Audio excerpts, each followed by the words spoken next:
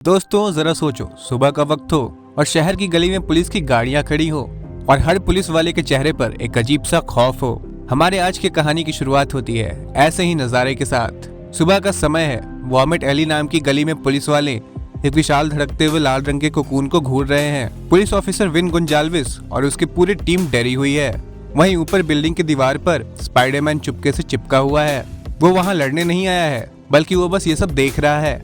Spidey मन ही मन सोचता है कि उसका स्पाइडर सेंस उसे बता रहा है कि नीचे जो भी है वो बहुत खतरनाक है, लेकिन स्पाइडी नीचे जाकर चेक नहीं कर सकता क्योंकि एक तो उसके कैमरे की बैटरी डेड हो चुकी है और दूसरा पुलिस उसे सीरियल किलर मानकर ढूंढ रही है। अगर वो नीचे गया तो पुलिस उस पर सीधा गोलियां चला देगी। पुलिस वाले अभी उस कोकून को समझने की कोशिश ही कर रहे थे कि अचानक वो लाल कोकून फटता है और उसके अंदर से बिना स्किन वाला खूंखार मॉन्स्टर फ्रीक चीखता हुआ बाहर आता है। पुलिस वाले बुरी तरह घबरा जाते हैं और बिना सोचे समझे सीधा पॉइंट ब्लैंक रेंज से गोलियां चला देते हैं। गोलियां लगते ही भयंकर नजारा होता है। फ्रीक के अंदर के अनस्टेबल स्टेम सेल्स गोलियों के इम्पैक्ट से फट जाते हैं।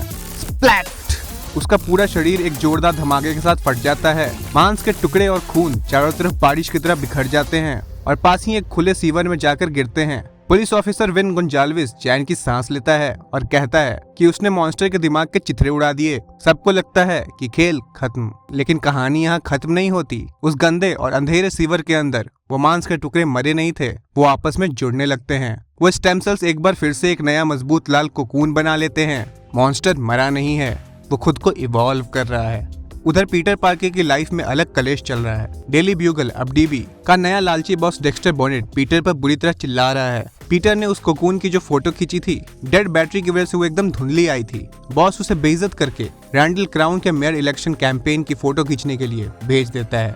उधर शहर में एक बहुत बड़ा खुलासा होने वाला है। New York police department forensic lab में डिटेक्टिव पलून और स्पेशलिस्ट कूपर उस मॉन्स्टर के खून को टेस्ट कर रहे हैं। जब कूपर उस सैंपल को मॉलिक्यूलर स्कैनर में दिखाता है तो उसके होश उड़ जाते हैं।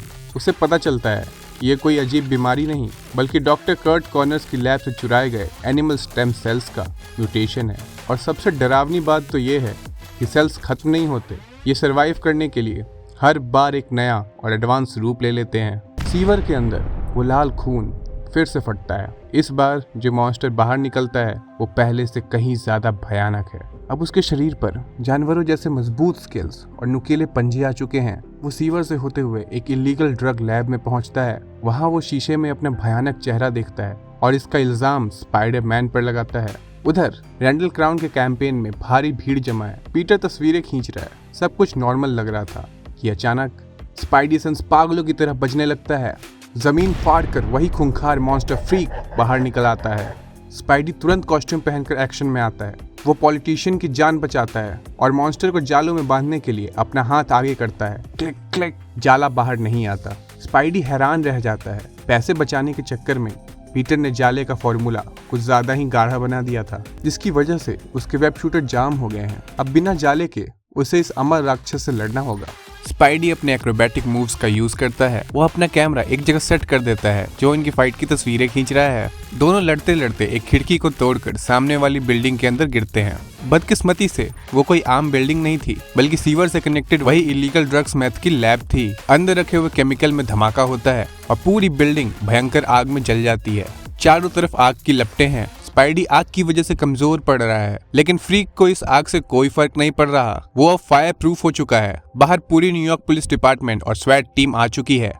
उन्होंने बिल्डिंग को घेर लिया है और ऑर्डर दे दिया है कि अंदर से जो भी बाहर आए उसे देखते ही गोली मार दो। स्पाइडी अंदर बुरी तरह फंस चुका है। एक तरफ आग और अमर राक्षस है, वहीं दूसरी तरफ पुलिस की गोलियां। स्पाइडी का स्पाइडर सेंस उसे बता रहा है कि अगर वो बाहर गया तो मारा जाएगा। तभी पीटर अपना मास्टरमाइंड दिमाग लगाता है। वो झटके से अपना स्पाइडर सूट उतार कर उसे आग में फेंक देता है। वो सिर्फ एक ट्रेंच कोट पहनता है, अपना कैमरा लेता है और खांसता हुआ एक आम इंसान पीटर पार्कर बनकर बिल्डिंग से बाहर आता है। पुलिस वाले गन्स तानते हैं, लेकिन पीटर चिल्लाता है, मैं पीटर पार्कर हूँ, डीबी का फोटोग्राफर। अंदर वो मॉन्स्टर स्पाइडरमैन से लड़ रहा है। मैं किसी तरह अपनी जान बचाकर भागा हूँ। पुलिस वालों को उस पर यकीन हो जाता है और वो पीटर को सही सलामत जाने देते हैं। पीटर आजाद तो हो गया, लेकिन खतरा अभी टला नहीं था। पीटर सीधा डॉक्टर कॉर्नर्स के पास जाता है। कॉर्नर्स उसे एक स्पेशल केमिकल देते हैं जिससे फ्रीक के नए कोकून को हमेशा के लिए खत्म किया जा सकता है। स्पाइडी नया सूट पहनकर 21 मिनट बाद वापस उस जली हुई बिल्डिंग के पास पहुंचता है, लेकिन जब वो अंदर जाता है तो उसके होश उड़ जाते हैं।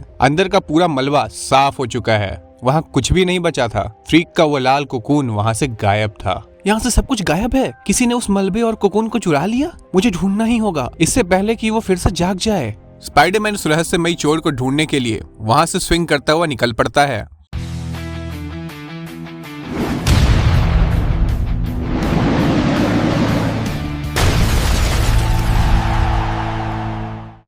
वो मॉन्स्टर का कोकून किसने चुराया और जब फ्रीक तीसरी बार बाहर आएगा तो वो कितना खौफनाक होगा। ये सब सस्पेंस खुलेंगे इस सीरीज के अगले धमाके में। अगर पीटर के इस जीनियस एस्केप ने आपका दिमाग हिला दिया हो तो अभी के अभी वीडियो को लाइक करें और असली कथाकार को सब्सक्राइब करके बेल आइकन जरूर दबाएं। मिलते हैं नेक्स्ट एपिसोड में।